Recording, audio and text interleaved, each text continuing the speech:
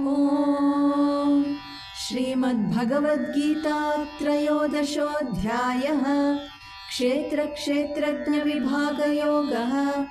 अर्जुन उवाच प्रकृतिं पुरुषं चैव क्षेत्रं क्षेत्रज्ञमेव च एतद्वेदितुमिच्छामि ज्ञानं ज्ञेयं च केशव।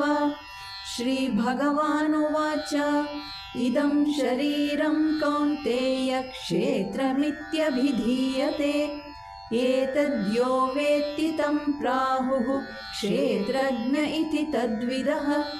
क्षेत्रज्ञं चापि मां विद्धि सर्वक्षेत्रेषु भारत। क्षेत्रक्षेत्रज्ञयोर्ज्ञानं यत्तज्ज्ञानं मतं मम तत्क्षेत्रं यच्च यादृक् यद्विकारि यतश्च यत् स च यो यत्प्रभावश्च तत्समासेन मे शृणु।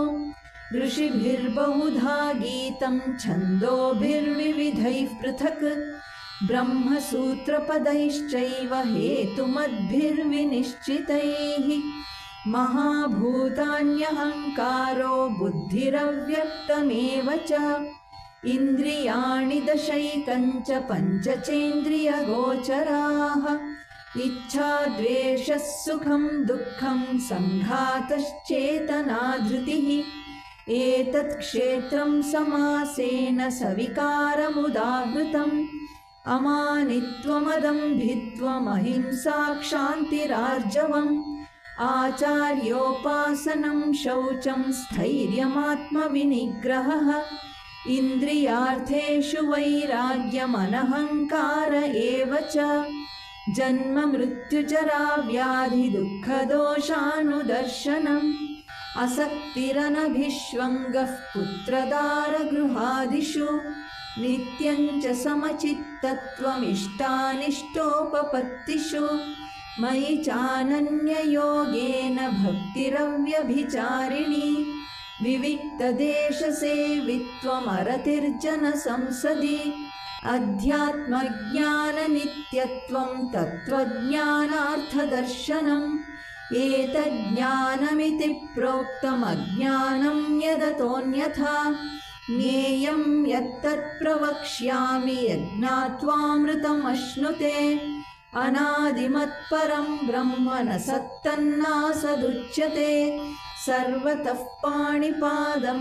तत्सर्वतोक्षिशिरोमुखं सर्वतः श्रुतिमल्लोके सर्वमावृत्य तिष्ठति सर्वेन्द्रियगुणाभासं सर्वेन्द्रियविवर्जितम् असक्तं सर्वभृच्चैव निर्गुणं गुणभोक्तृ च बहिरन्तश्च भूतानामचरं चरमेव च सूक्ष्मत्वात् तदविज्ञेयं दूरस्थं चान्तिके च तत् अविभक्तं च भूतेषु विभक्तमिव च स्थितम् भूतभर्तृ च तज्ज्ञेयं ग्रसिष्णुप्रभविष्णु च ज्योतिषामपि तज्ज्योतिस्तमसः परमुच्यते ज्ञानं ज्ञेयं ज्ञानगम्यं हृदि सर्वस्य विष्ठितम् इति क्षेत्रं तथा ज्ञानं ज्ञेयं चोक्तं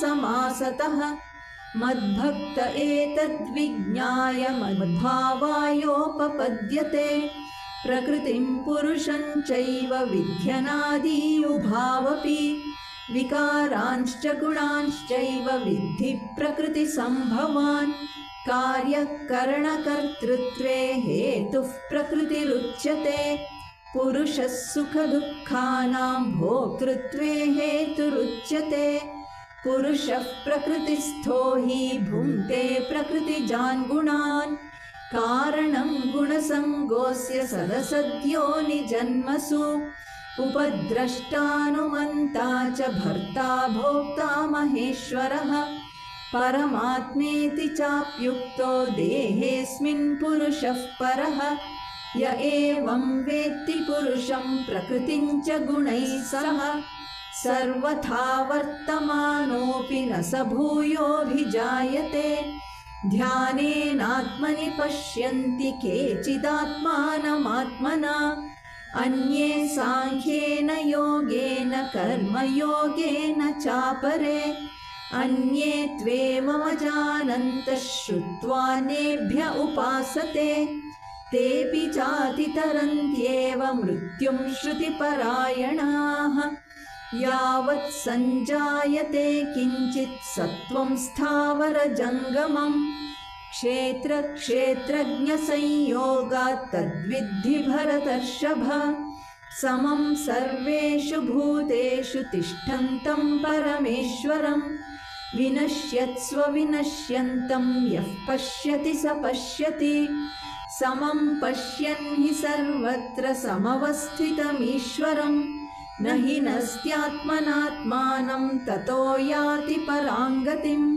प्रकृत्यैव च कर्माणि क्रियमाणानि सर्वशः यः पश्यति तथात्मानमकर्तारं स पश्यति यदा भूतपृथग्भावमेकस्थमनुपश्यति तत एव च विस्तारं ब्रह्म सम्पद्यते तदा अनादित्वान् निर्गुणत्वात् परमात्मायमव्ययः शरीरस्थोऽपि कौन्तेय न करोति न लिप्यते यथा सर्वगतं सौक्ष्म्यादाकाशं नोपलिप्यते सर्वत्रावस्थितो देहे तथात्मानोपलिप्यते यथा प्रकाशयत्येकः कृत्स्नं लोकमिमं रविः क्षेत्रं क्षेत्री तथा कृत्स्नं प्रकाशयति भारत